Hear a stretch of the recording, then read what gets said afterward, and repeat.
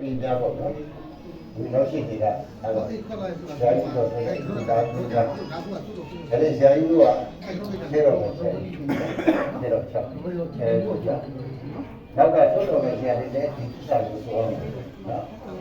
ဆေတော့ပဲဆရာလည်းဒီစာကိုဆိုအောင်ဟုတ်လားဒါကအားလုံးဆုံးပြီးတော့ချက်လိုက်ဆိုပေါ့နော်ဆရာကြီးတော်တို့ဒီယနေ့ယခုချိန်ဟာစပြီးအမေသာကျွေသာနဲ့ဝိသာတို့ကိုဒီလျက်သားနဲ့ပစာမတော့ပါဘုရစေတတ်သောဘိမင်းကတော့သောသာအယဆန်းရည်ဒီယာတို့ကိုဒီလျက်သားနဲ့တောက်စားပါခဲရိုက်ခြင်းပြတ်တက်ခြင်းတောင်းကစားကိုလည်းအပြည့်လို့ပါသူတစ်ပါးဤနေရှိမရတို့အားကိုတိကာယမခုံးယူမပေါင်းတဲ့မှာတတိယပေါင်းတို့အားယခုချပေးတော့စေတော်အစစ်နဲ့သာပညာသင်ပါမည်ဒီစေတော်အားမိမိကိုယ်တိုင်ရောဆက်ခြင်းမပြုလုပ်ပါတတိယပေါင်းတို့အားဒီစေတော်အစစ်နဲ့သာပညာသင်ပါမည်ယန္နာမြတ်သုံးပါးနှင့်မိဘဆရာသမားတို့၏ဘုံကျေးဇူးကိုလည်းဘယ်တော့ခါမှ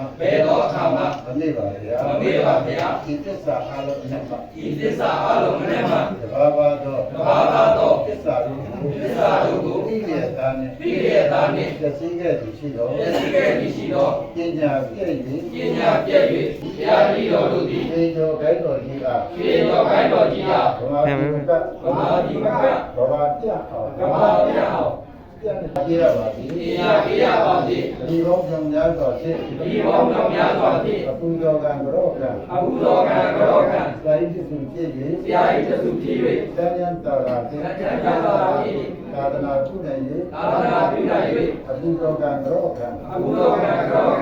ဆရာကြီးပြည်ဖြစ်ပါသည်လားဘုရားကိုယ်ကြောက်ရောက်ပြီးတော့တပည့်ဖြစ်စေတဲ့သံဃာဘုရားဒါတော့ဒီနေ့ဆောင်ရွက်ကြပါလေ။ဒါတော့ပြန်ပေါ်အောင်လည်းကျူးကြပါလေပူဇော်ပွဲတွေလည်းဘယ်လိုလဲခက်ခဲတဲ့သူရှိတော်လဲဆောင်ရွက်ကြပါလေ။အဲဒီကြောင့်ဘုရားဆုံးမတဲ့ဇာတ်နဲ့တိုင်းဆောင်ရွက်တဲ့ဣတိပိစာအားလုံးတို့ဒီ